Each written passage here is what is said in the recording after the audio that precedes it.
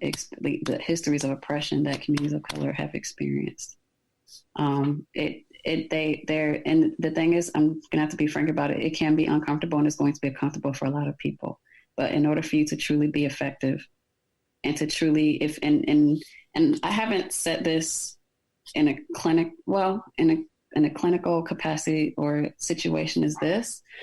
Like, one question I've had is like, are you truly a trauma informed clinician if you are not equipped to treat Black people or the communities of color in the therapy room?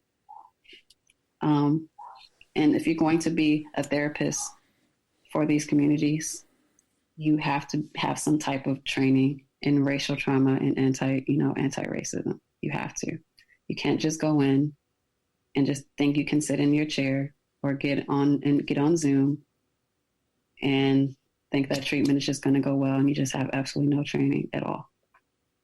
And therapists who belong to these communities also need training in this area too. You mean so that our own biases don't cloud what we're seeing? Absolutely. Either by invalidating what's probably universally common, or by adhering too much to it? Mm-hmm.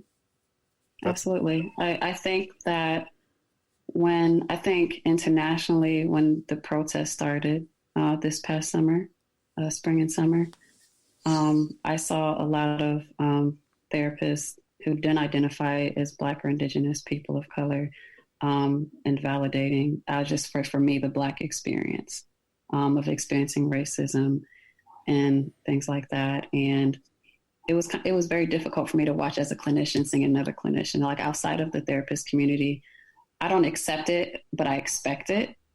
It was hard for me to see that in the therapist community, where our responses to what was happening, the things that we had to say about what's been going on, were completely invalidated. It was as if some of us were saying we're making up how we feel, or making up our experiences because some people couldn't identify, never really had to. A lot of people don't have to experience what we've had to experience. Yeah. And I'm not saying it doesn't happen with, non-people of color, but I think it disproportionately happens to people of color. Yeah, I think that's an honest way of describing it too. It's not virtue signaling or self-righteous just to say, hey, my story matters.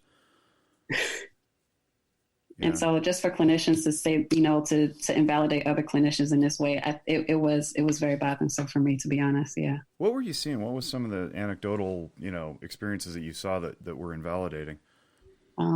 So of course, I think as therapists, we're part of different online groups. And so I've seen some that were saying, racism, why is this group becoming a political group? We shouldn't be talking about this. We should not be politics. And, we shouldn't be talking about politics in here. And so, like, the first thing that pops to my mind is like, okay, my Blackness is a political statement now. And so I have to invalidate that because you are associating my existence with a political concept or a political party. Mm-hmm. And that's completely separate. And so, and my mind went to, okay, so now what are you saying to clients who are bringing up these things in the therapy room or in your therapy sessions? And that's when I became like really concerned. I started to get upset because I'm like, okay, wow. So now you're not only causing us harm as your colleagues, what kind of harm are you going to be causing the clients that you're seeing? Yeah, you're perpetuating the narrative. Right? Yeah. It's bothersome because there's a bunch in my mind. I think there's a bunch of stuff that goes largely unspoken and unsaid in our profession. I happen to work in the guns and mental health realm, and there's stigma there too. And I remember coming out of school being taught that we should learn to be comfortable with the quote unquote sensitive subjects, and the sensitive subjects were sex, sexual orientation, economics, substance abuse. That was pretty much it. It's like, wait, we had the cultural competency class, which didn't do anything really. It was just like, here's some broad stroke information, shove it down your throat and paint everybody with the same brush if they look a certain way, which I found abhorrent. But then it was like, okay, that's it. You don't have to look anymore. And then along comes this movement, and we're like, oh, that's uncomfortable. I didn't learn that in school, and I don't know what I'm supposed to do about it. To hear you say that is very illuminating, and I think one of my takeaways, there's at least two that are taken away now. Is one is you're probably not trauma-informed clinician if you aren't paying attention to somebody's ethnic experience. I think that's really poignant, very profound, actually. I don't know that I've heard it put that way. So I appreciate that. I'll get to my other takeaway after we're done here, but we're coming up on time, I just noticed. All right. You've been great. So I'll just say my other takeaway then. It was when you were talking about the dads, and it wasn't acknowledging, it wasn't embracing, it was answering fatherhood. Answering fatherhood, I think, is a huge concept that I had not yet considered either, and I think that's really bold and also profound. But we like to end the shows by asking the guests to issue one takeaway or exhortation or some new understanding to the listening audience. What would you leave everyone with if you could pick one, or two? Two. That's a really good question. We covered so much today. Yeah, and it doesn't even have to be anything we covered. I mean, it could just be your personal, like thoughts on life or whatever philosophy that undergirds what you do. Okay. I want to say, don't be afraid of the uncomfortable. I think because, out of all the topics that we've covered, there's a lot of discomfort in the stigma of mental health.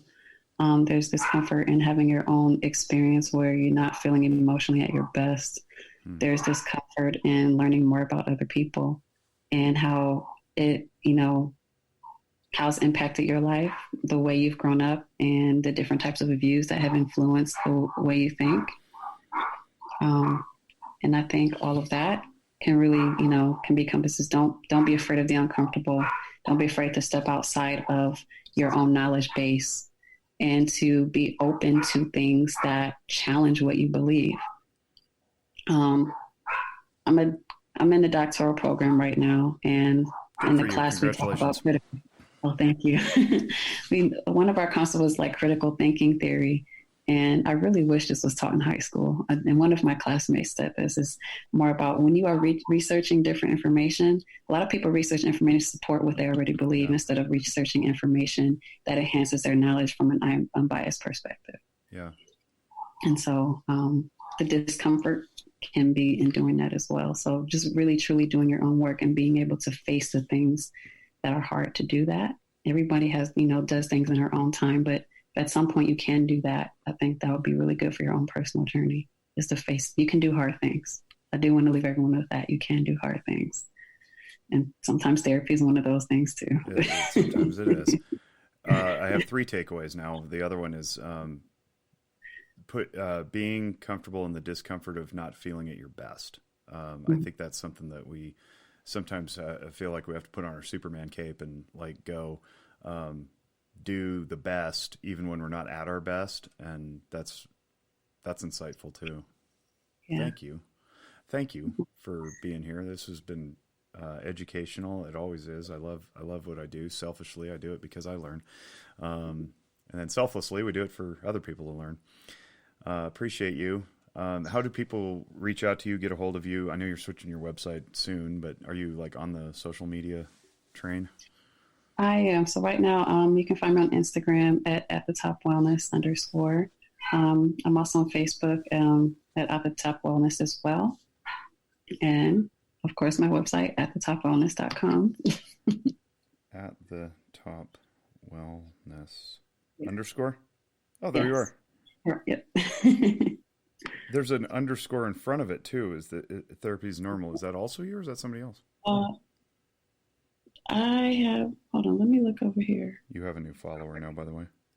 Oh, thank you.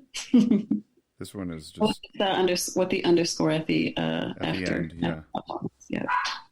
No posts on that other one, so I guess you're safe. They're not a threat. Well, thank you, and on behalf of the Noggin Notes team and the Zephyr Wellness family, I should stop referring to Safiso as team. He is family, really. He's like a brother to me, even though we've never met in person. So on behalf of the families of both Noggin Notes and Zephyr Wellness, thank you, Jessica Harris, for joining us, and we wish you all great mental wellness. Bye-bye.